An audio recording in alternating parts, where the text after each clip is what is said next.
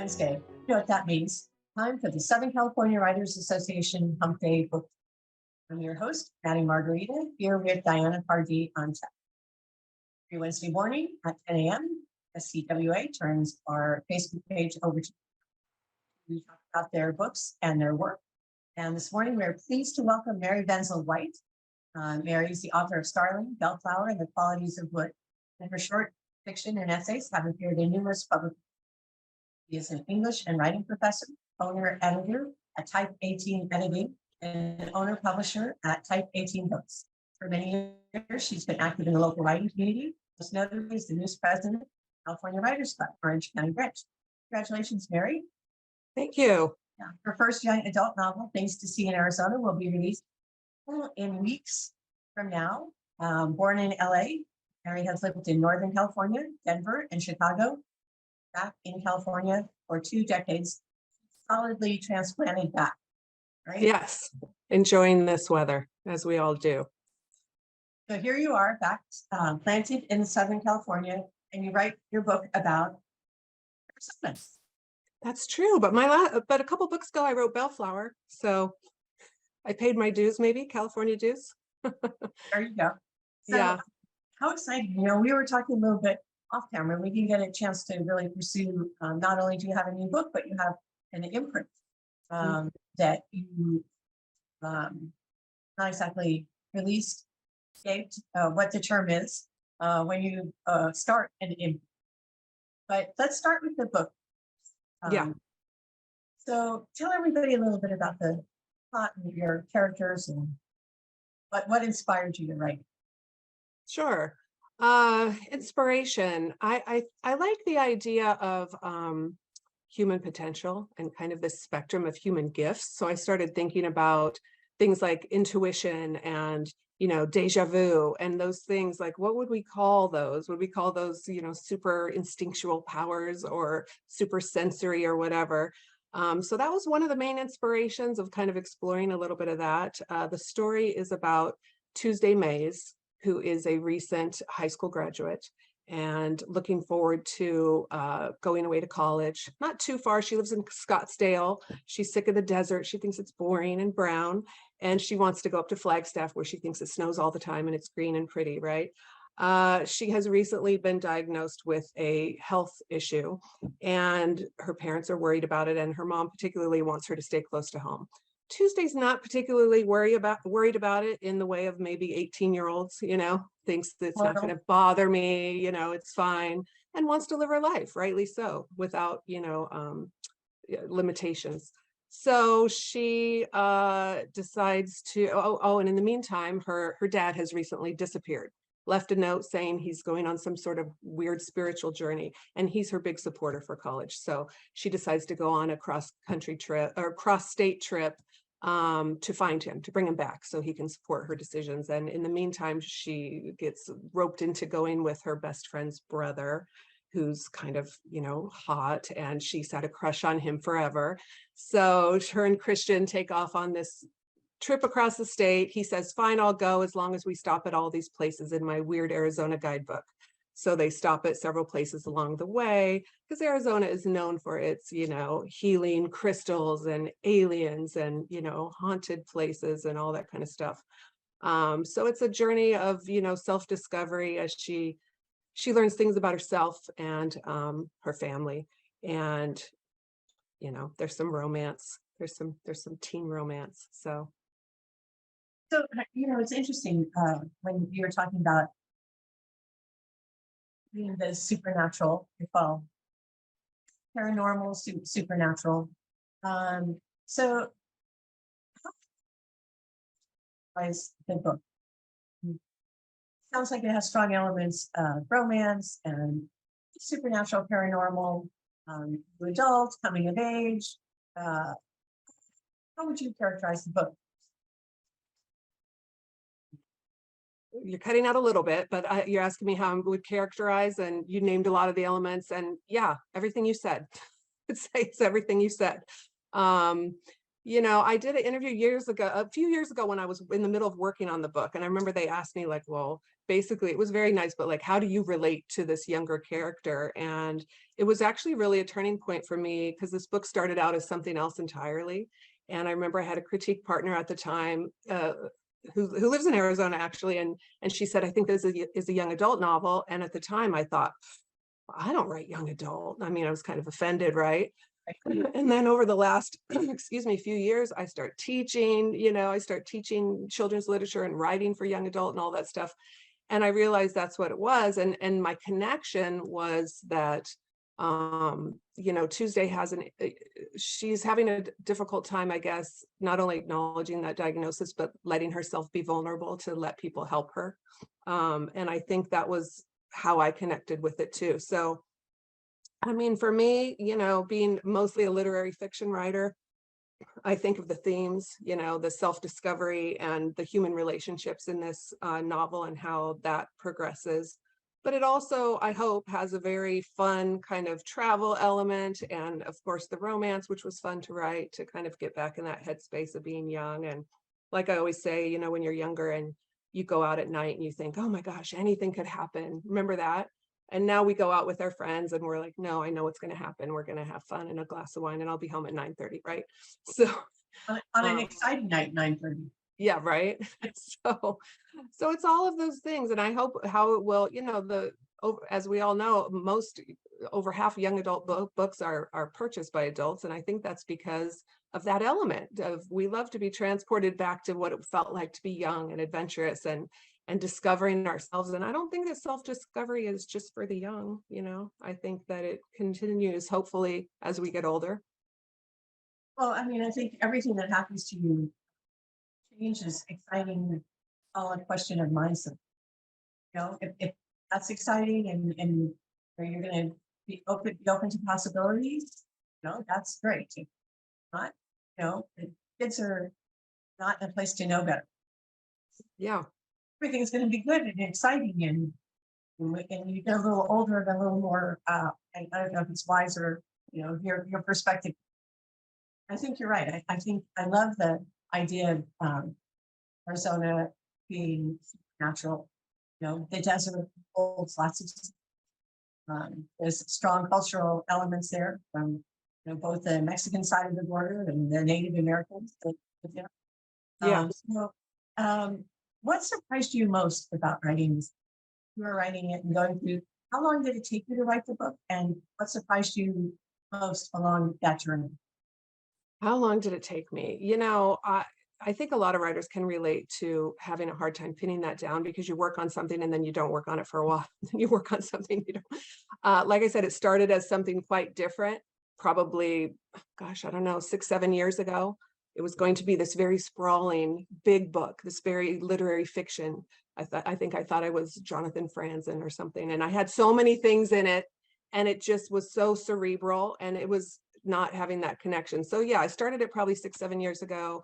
And then once it got recast as a young adult, that's where what you asked me about, what was the surprising part? Once I acknowledged that it was a young adult, it became fun and easy, honestly, because that was her voice. And at the time, I have 4 kids, they're young adults now. And at the time they were teens and they were in my house and all of their friends and I was hearing all of their voices. So I think coming into that voice was kind of easy, and I'm sort of immature also. So coming into that voice was pretty easy. And it was fun. It was fun to write the romance part. And, it was fun to research the places and imagine, again, that feeling of being on a road trip and like, what will happen today? And so that surprised me how fun it became once, I started doing it the right way or with the way it was meant to be done. Your vision of Yeah. So, what do you think surprises Tuesday the most? What surprises her? Yeah. Oh, I think that's an interesting question. I think she's surprised by the romance, where it leads, the fact that maybe she can learn to trust him a little bit. And for some reason, what really came to mind for me on that was her relationship with her mom, because that's another thing. Of course, I see myself in the mom a little bit and how annoying she is, right? But in certain ways. But I think Tuesday's surprised maybe that she gets sort of this insight, and this is part of growing up too, right? We start to kind of see our parents in a different light, for better or worse. And I think what surprises her is that she gets some insight and maybe appreciation for her mom. And, again, that part of growing up, you start to learn things that you just get a different perspective. So maybe what would surprise her would be the way that her mom and her relationship is already transforming, and hopefully will continue to transform as she moves out and, becomes more grown. Mhm. Aside from the fact that this is new adult, um, how is it different How's it different from, I missed the end. from Bellflower and um, some of your other books, Starling? Yeah, well, I mean, I think with young adult, the most important thing, well, all writing, I suppose, but young adult particularly, is the voice, trying to capture that voice of a younger person, because younger people are and of course, older people read young adult as well, but readers are very savvy. And if you don't get the voice somewhat right, they're going to be on to you in a minute. So again, all voice is important in writing, but young adult particularly. Um, as far as themes, I mean, I suppose as far as style, maybe I would have, maybe the style's slightly different than when I'm writing literary fiction. And Starling and Bellflower are both very different books in their own right as well. But certainly just trying to get the voice and the tone of it appropriate for, young adult, which is all about growing up and dramatic feelings and, a lot of interior thoughts and exciting things happening and all that kind of stuff. I would say the way they're the same is that I don't think writers can get away from writing about the same things over and over, no matter how much they try. So one of my ongoing themes is kind of what we were talking about before, which is like kind of how we create our own reality. That's always fascinated me, just this thought of the power of our own minds to move ourselves through the world and make our life what it is, basically. So I think all the books are about that in one way or another. Something really interesting when you about how long it took you to write the book, and then it started out on a different path, but it ended up as. So when you were going through the editing process and the creation process, how did you decide what to leave out and what to keep in, and what were the things that passed out for the manuscript? Yeah. Well, like I said, I had so many themes going on, so many topics and things in the book initially. And I did want to kind of explore a little bit more, Native American type things and the history of Native Americans in the area. And certainly there's some of that with Tuesday's family. But at the end of the day, once it shifted to being a young adult, there were certain things like that where I thought, first of all, am I the person to be writing about this? Probably not. What right do I have? And also, and maybe even more importantly, long term, is it serving the book? And again, once it became a young adult, a lot of these things, Tuesday's mom is sort of involved in sort of a pro-life movement in the book. And that's still part of the book, but I didn't explore it maybe as I would have when I was trying to be Franzen, right? So there were things I toned down. Just there were too many side things I was trying to bring into it. I probably would have had a lot more exploration about her grandmother and stuff like that. But again, once it became young adult, I wanted to leave some of those elements in, as long as they served, I thought, kind of the fleshing out of the story and her character, but just really tried to focus on, again, what is this about? Because that's what was stalling me out with the book. Like, what was it about? What's my connection? What am I doing other than some intellectual exercise at this point, which is not the way to write a book, in my opinion. You have to kind of feel it in your heart, So once I honed in on what the issue was with her, it kind of became obvious which parts were just me showing off my brain or something, or my research, my online research. When you So started writing it, you had a theme in mind. The theme hold up, regardless of the delivery vehicle, or as you went through this, was this a journey that you realized, okay, I thought I was writing this theme, but it really turns out is I was writing this theme. Themes are interesting, right? Like, on the one hand, some people say, oh, you've got, I interviewed an author once that's like, oh, I start with theme right away. And I thought that's interesting. For me, it's more like, what do I want to explore? And like, I was into that whole, like I said, intuition and all the human capabilities, how we experience and interpret the world and all that. So I kind of start just with this sort of thing I want to explore. In this particular book, then, of course, when it became the young adult, and what was missing was that connection. For me, theme, I guess, stems from what's the character's problem, what are they going through, and then how they're going to solve it. Maybe then the theme emerges. So then this becomes about discovering yourself, and like I said, accepting, help, accepting relationships and people on the level that they can, help you and guide you, and you can help and guide them. So, I mean, I don't know that I had a theme in mind per se, other than exploring certain things about relationships and people. I love that the part about the asking for help and knowing when you need help, when to ask for it. Like you, whether you're young or old or between. So yeah, it sounds like a great book. I can't wait. I love the Arizona connection. Yeah. And we wish you a lot of luck. And we didn't get a chance to talk about your new imprint. What is the name of it? Type 18 books. And yeah, Things to See Arizona, my book is the first out, and we have a historical fiction I'm super excited about coming in November.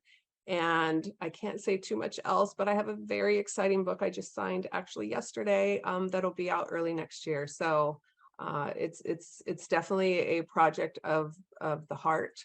And I'm very excited to bring forth books that I consider, literary, and then I kind of define what that is. What does literary mean to me? And it just really means, you're very excited about the English language and you have a respect for it. But we also love great stories. We say, we're about great stories and unforgettable voices. So we can have a historical, we can have a fantasy novel. So we're publishing literary adult and young adult fiction. So. Well, you know what? Hopefully you'll come back and maybe we could talk about the joys of starting your own imprint and the joys of the publishing business behind the art. Yeah.